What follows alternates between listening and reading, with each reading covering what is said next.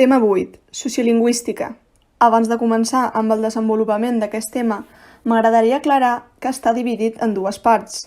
Una d'elles correspon a la part de Història de la Llengua Catalana i l'altra, la UIP l'anomena Llengües en el món. En aquest vídeo tan sols tractarem la part de Llengües en el món. D'aquí uns dies penjaré la segona part, que correspondrà a la part de Història de la Llengua. Així doncs, el vídeo estarà dividit en 5 parts que corresponen a les 5 preguntes que ens poden fer de l'apartat de Llengües en el món. La primera possible pregunta és bilingüisme, definició i tipus, individual, territorial i social. La segona possible pregunta és la mitificació del bilingüisme, tòpics i prejudicis lingüístics, conceptes de bilingüe i bilingüista. La tercera possible pregunta és conflicte lingüístic, minorització, substitució i normalització.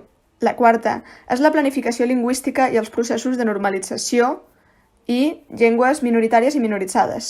I l'última, la cinquena, és la situació sociolingüística actual de la llengua catalana, extensió i nombre de parlants, marc legal, ús del català als diferents àmbits, tant a l'escola com als mitjans de comunicació, internet, xarxes socials, etc. Abans de començar amb el primer apartat, és important saber què és la sociolingüística. La sociolingüística és la disciplina que estudia les relacions entre la llengua i la societat i els usos que es fan de les diverses llengües que es parlen en un determinat territori. Mentre que la lingüística s'ocupa de l'estructura d'una llengua, la sociolingüística s'ocupa de les condicions que viu una determinada llengua. Una volta aclarat què és el bilingüisme, passem a l'apartat primer. Bilingüisme, definició i tipus, individual, territorial i social. Les fronteres entre comunitats lingüístiques són difícils de fixar.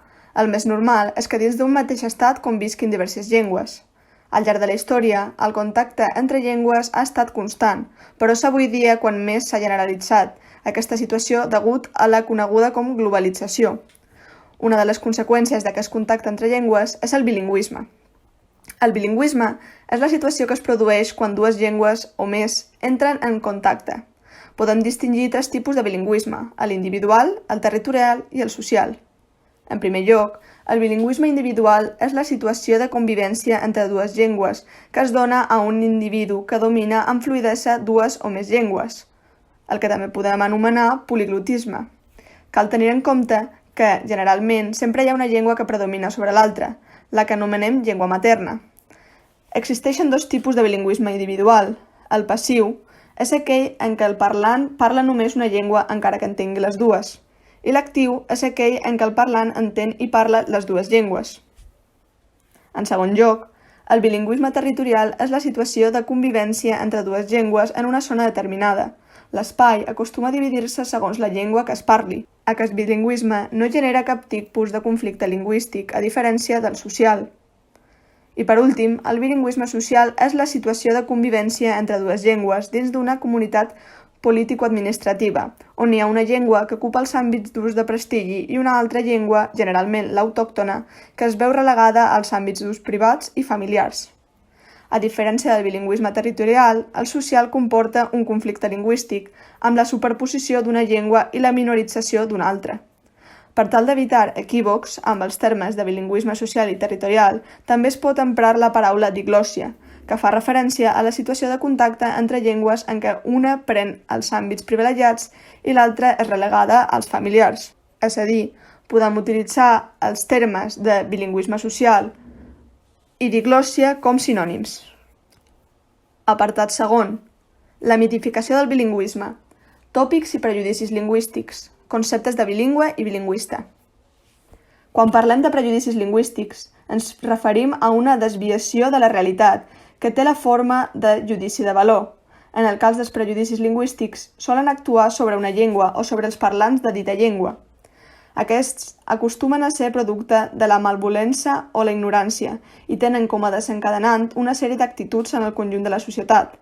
Aquestes actituds condicionen els àmbits socials i les normes de comportament. Al llarg del temps, hi ha hagut gent que ha intentat desprestigiar el català, donant arguments sense pes que tenen com a conseqüència creences estereotipades i sense fonament científic ni racional, amb la intenció de condicionar les actituds i comportaments de les persones que es creuen aquests prejudicis com si fossin un judici de fet. Un exemple d'aquests judicis que podem escoltar diàriament és l'afirmació de que el català és una llengua minoritària. El català és una llengua que té més de 9.000 parlants i és la llengua d'estudi de més de 15 universitats. Per tant, no és cap llengua minoritària. Aquest argument és donat per les persones que no accepten el procés de normalització del català i intenten reduir l'autoestima dels seus parlants. Seguint també el tema de les universitats, és important comentar que també se sol afirmar que només s'ensenyen estudis en català en les universitats de Catalunya, València i Balears. Per una part, aquesta afirmació és correcta. El català és la llengua vinculant dels territoris comentats, però fora d'Espanya hi ha una xarxa d'estudis en llengua catalana, coordinada per l'Institut Ramon Llull en els 5 continents. Un altre prejudici que sol escoltar també és l'afirmació de que el català és una llengua poc útil. En termes estrictament pràctics, la llengua catalana és igual d'útil que una altra llengua, com per exemple el castellà o l'anglès. La llengua és útil en la mesura en què algú vulgui viure entre una comunitat de parla catalana en unes condicions d'igualtat oportunes. Un altre judici que solem escoltar és el que diu que l'eivissenc, el mallorquí, el valencià i el català són llengües diferents. Això és una invenció dels que no són partidaris d'aquesta llengua per accentuar la sensació minoritària de la llengua. Els estudiosos de la romanística convenen que el que es parla entre Salses i Guardamar del nord a sud i entre Fraga i l'Alguer d'oest a est són varietats de la mateixa llengua. Aquesta és denominada de forma oficial com a llengua catalana. Acabar comentant que normalment se sol distingir el significat dels conceptes bilingüista i bilingüe. El primer designa l'aspecte ideològic i el segon l'aspecte real. Apartat tercer. Conflicte lingüístic, minorització, substitució i normalització. Un conflicte lingüístic es produeix en el moment en què dins d'un territori s'introdueix una llengua forana, la que anomenarem llengua B, que va substituint de manera progressiva la llengua autòctona, la que anomenarem llengua A. Aquesta substitució lingüística sol ser la causa de o bé la falta d'un centre de poder propi de la llengua A, o bé la voluntat de l'Estat d'una unificació lingüística, o bé el producte de les transformacions en el terreny polític i social que tenen una vinculació directa amb la difusió d'actituds i prejudicis lingüístics. En una substitució lingüística hi ha sempre una fase inicial de minorització, que és el procés social pel qual una llengua autòctona perd àmbits d'ús, que són ocupats per una altra llengua dominant, normalment una llengua forana. La fase que segueix a la minorització és la de la substitució. La substitució és el procés pel qual una llengua dominant substitueix gradualment a una llengua dominada i minoritzada, que al final, si no s'impedeix el procés, acaba desapareixent. Només es dona en el cas de bilingüisme social o diglòssia, que és aquell que creava un conflicte, si recordem. Aquest procés comença per la bilingüalització de la societat, en el moment que una determinada comunitat adopta una llengua forana, que comença a ocupar les funcions formals. Després s'inicia un procés de monolingüització de la llengua, en què a poc es va abandonant la llengua minoritzada o autòctona i es suplanta per la llengua dominant o forana. Això crea diversos problemes cap a la llengua autòctona, com són l'autoodi cap a la llengua dominada per part dels seus parlants, es creen prejudicis lingüístics, la llengua dominant es converteix en necessària mentre que la minoritzada ho deixa de ser i es mitifica el bilingüisme, generalitzant-se la falsa creença de que hi ha una llengua més important entre les dues. L'últim pas per a la substitució és quan els parlants abandonen la llengua dominada definitivament i fan un ús exclusiu de la llengua dominadora, de tal forma que es va abandonant fins a la seva desaparició. Una vegada iniciat el procés de substitució lingüística i per tal d'evitar que es completi, s'hauran d'adoptar mesures de planificació lingüística i normalització, per així tornar a la llengua autòctona la seva posició i els seus àmbits d'ús anteriors, que ha anat perdent en favor de la llengua forana. Apartat quart. La planificació lingüística i els processos de normalització. 2 exemples. Llengües minoritàries i minoritzades. En el moment que una llengua ha estat minoritzada, és a dir, ha patit una retracció en els seus àmbits d'ús, i es crea una consciència lingüística, es tracta de retornar als àmbits d'ús perduts a la llengua autòctona. Per això es du a terme una planificació lingüística. La planificació consisteix en dur a terme un conjunt d'actuacions encaminades a modificar l'ús de les llengües en un territori específic, a través d'una organització planificada de la política lingüística. Amb aquesta planificació és possible analitzar les normes i actituds lingüístiques d'una comunitat en concret i formular, conseqüentment, propostes i actuacions per tal de recuperar i normalitzar la llengua minoritzada. És important entendre la diferència que existeix entre les llengües minoritzades i minoritàries.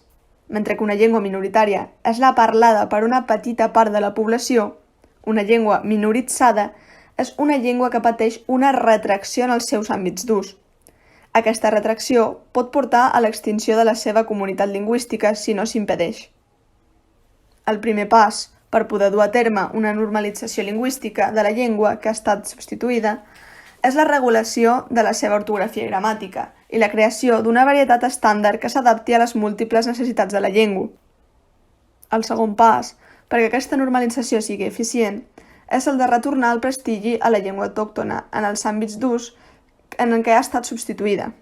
Per poder dur a terme aquest procés és important la implicació del poder polític, el qual ha d'estar compromès amb la recuperació de la llengua i el futur col·lectiu de la societat. Al mateix temps, ha d'haver-hi un marc legal favorable que afavoreixi la difusió de la llengua en tots els àmbits oficials i públics.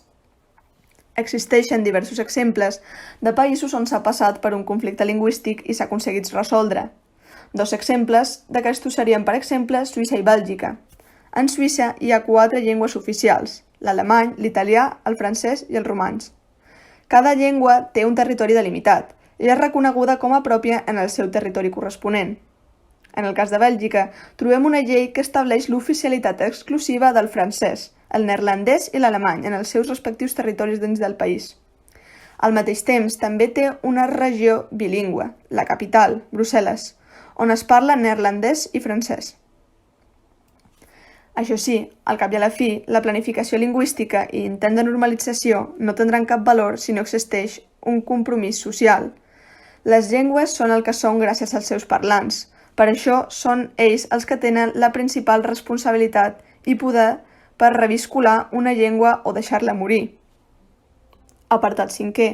La situació sociolingüística actual de la llengua catalana. Extensió i nombre de parlants, marc legal, ús del català als diferents àmbits, l'escola, mitjans de comunicació, internet, xarxes socials, etc. Actualment, el conjunt dels territoris en els quals es parla la llengua catalana tenen una extensió de 68.000 km², distribuïts entre 4 estats: Andorra, l'estat espanyol, en les zones de les Illes Balears, Catalunya, València, la Franja de Ponent i el Carxe. A la zona de França també trobam una zona de parla catalana, la Catalunya del Nord, i a Itàlia també es parla català en una petita zona, en l'Alguer, en l'illa de Sardenya. En total, aproximadament existeixen 13.500.000 parlants de la llengua catalana. Respecte al marc legal del català, en Espanya es va reconèixer la cooficialitat de la llengua en els Estatuts d'Autonomia en Catalunya segons la llei de 1983, la Comunitat Valenciana segons la llei de 1983 també i les Illes Balears segons la llei de 1986. A Andorra, el català és l'única llengua oficial segons la seva Constitució de 1993. El govern va impulsar una llei l'any 1999 amb l'objectiu de generalitzar l'ús de la llengua catalana en tots els àmbits. A la Catalunya Nord, França, no hi ha cap estatut que estableixi l'oficialitat de la llengua. Darrerament, en el Consell General dels Pirineus Orientals es va reconèixer el català com la llengua del territori. I a la zona de l'Alguer el català va recuperar l'oficialitat municipal el 1999. En quant a l'ús del català en els seus diferents àmbits, en el sistema educatiu és una llengua vehicular en les Illes Balears, Catalunya i País Valencià, ja que s'ofereix un model educatiu en 2 línies, català i castellà, en el que els pares poden triar l'idioma. En els mitjans de comunicació trobem la presència de televisions autonòmiques com són el cas de TV3, IB3, Canal 9 o A. I la de la premsa escrita. També es conrea molt la premsa escrita en català, especialment en la zona de Catalunya. Allà quasi la meitat dels diaris generalistes són en català. En les Balears i València, la situació de la premsa en català té una situació més desfavorable. En els diaris electrònics i les xarxes socials, el català va guanyant a poc més àmbits d'ús. A la descripció del vídeo hi trobareu un esquema sobre la situació actual de la llengua catalana, per si us interessa utilitzar-la com a font complementària per a aquesta última pregunta.